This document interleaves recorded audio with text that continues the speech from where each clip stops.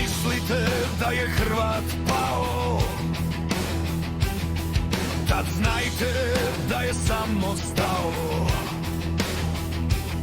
I u tišini misli, dubini srca, traži izlaz iz krize bez posljedica.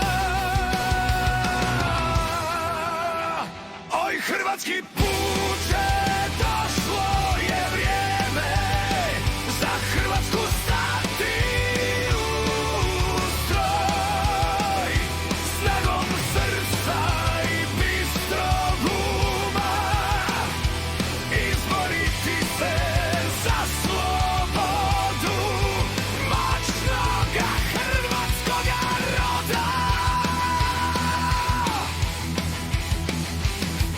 Kroz bljesak i oluju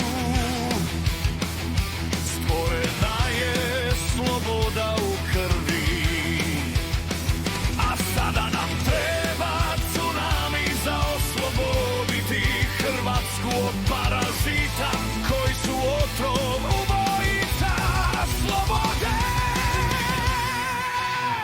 Oj, hrvatski puče, došlo je vrijeme za Hrvatsku stati u stroj, snagom srca i bistrog uma, izboriti se za slobodu moćnoga hrvatskoga roda.